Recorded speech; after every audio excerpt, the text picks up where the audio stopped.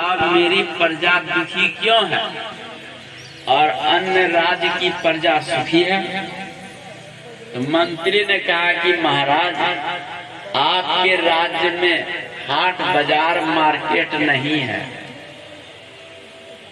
और दूसरे राज्य में हाट बाजार मार्केट है, इसलिए वहाँ की प्रजा सुखी है।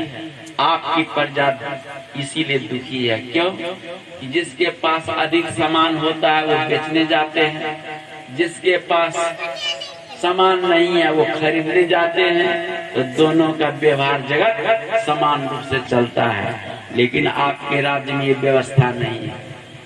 कहा कि तो एक काम करो, ढिढोरा पिटवा दो कि राजा साहब हाट लगा रहे हैं, जो बेचने आएंगे बिक जाएगा तो ठीक है, नहीं बिकेगा तो राजा साहब शाम को खरीद लेंगे। तो अब हाट काहे न लगेगा? बहुत जल्दी घनघनिया हाट लग गया। घनघनिया हाट खूब लग गया। उसी हाट के बीच में एक भूत बेचने वाला आ गया। बांस के छेद में भूत को बंद करके बाजार में ले आया। जो भी पूछे क्या बेच रहे हो जी? का भूत बेच रहा हूँ। का पागल, भूत कहीं बिकता है? मन रूपी भूत से तो ऐसे ही लोग परेशान रहता सुबह से शाम तक। आई भूत बेचने आए, कौन खरीद? कहा कि नहीं कोई खरीदेंगे। तो राजा साहब का घोषणा है कि नहीं बिकेगा तो शाम को हम खरीद लेंगे। और इसी अहंकार में बैठा था, सचमुच वही हुआ। कोई नहीं खरीदा, सब कोई सामान लाया, बेच बाच के चला गया। भूत वाला बैठा रहा। शाम को मंत्री सिपाही आए निरीक्षण करने, देखा वही भूत वाला। पूछा क्या भाई क्या बेच रहे? का भूत कहीं बिकता है? का राजा साहब का घोषणा है। का कितना में? क्या काम करता है? का इसका 20,000 दाम है। जैसे बांस के छेद को खोलेंगे भूत काम मांगेगा, नहीं तो राजा साहब के नाक कान चाहिए, यही शर्त है। मंत्री ने सोचा राजा वाली बात है, राजा के पास काम का कमी है क्या? ले लिया, ले जाके गोदाम में फेंक दिया। कुछ दिन के बाद विचार के देखा, राजा ने कहा इतना पैसा लगाकर भूत खरीदा गया, उससे कोई काम अभी तक नहीं लिया गया, कहीं पैसा ठगा तो नहीं गया? आज निकालो उस बांस को निकाला। जैसे छेद को खोला कि भूत आगे में खड़ा हो कि राजन मुझे काम दो, नहीं तो अपने नाक कान दो। अब राजा वाली बात है। राजा ने कहा कि पूरब दिशा में जंगल है, सब कट जाना चाहिए। कहा कि कट गया महाराज, क्योंकि भूत के पास अपार शक्ति होती है, कई गुना अधिक शक्ति होती है। फिर कहा कि काम दीजिए, न तो नाक कान दीजिए। कहा उत्तर दिशा में ऊंच नीच भूमि है, वो समतल हो जाए।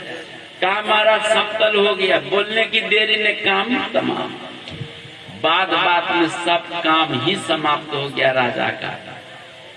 अब राजा पड़ गया फेर में।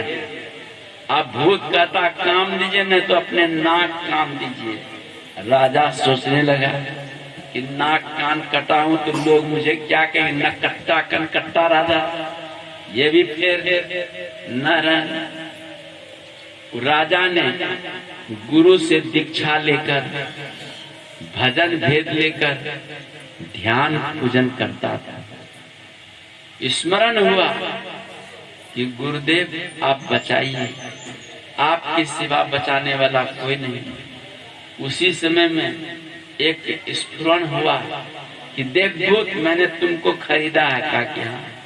रात्रि भर सोचने का समय दे, प्रातः काल होते तुम्हें काम दूंगा। यदि काम नहीं दिया तो बेशक मेरे नाक कान काट लेना। भूत बड़ा समझदार था। अंतापुर में राजा गया, आराम से पलंग पर गिर गया कि कल तो नाक कान कटना निश्चित है, कि मेरे पास अब कोई काम तो है नहीं। लेकिन गुरु का ध्यान चिंतन तीव्र गति से करने लगा। गुरु का आसन हिल गया। आज मेरे शिष्य के ऊपर दुख का पहाड़ गिरा है। यही समय है इस पहाड़ को टालने का।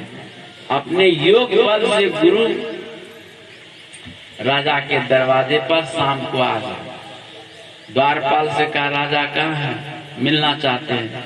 कहा अंतापुर में है। कहा जाके सूचना दो। सूचना गई, सुनते ही राजा नंगे पांव से दौड़े दौड़े आते हैं।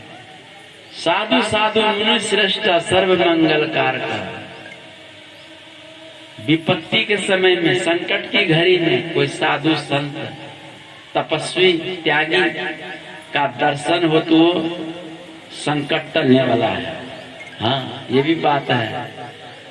गुरु को पाकर बहुत खुश हुआ। अंतापुर ले गए, चरण पखारे, सब कुछ किया।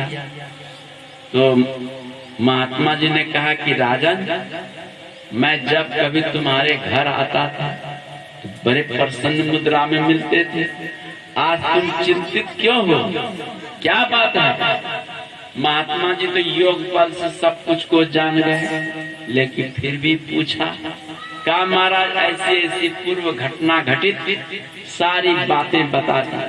कहा अगर ये मामूली सी बात है, खाओ पियो सो, प्रातः काल होगा मैं बता दूंगा। गुरु पर विश्वास था और वो जाकर के खा पी के सो गया। जैसे प्रातः काल हुआ कि वो भूत आ गया।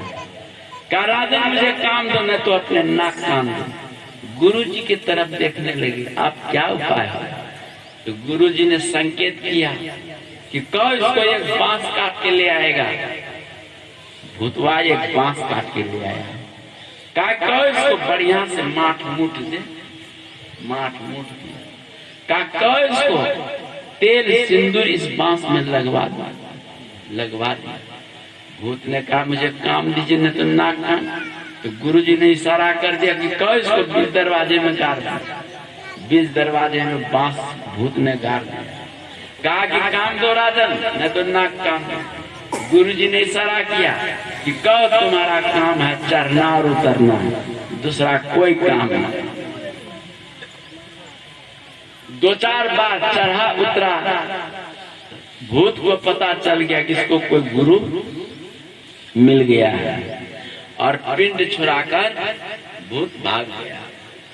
वैसे ही ये मन भी एक भूत है और मन को भी काम दीजिए, ठीक है ना?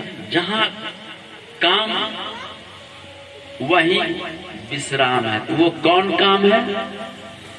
वो है गुरु जी का जो मंत्र है, महापुरुषों का जो इशारा है, उस मंत्र रूपी काम में लगाइए, जप में लगाइए।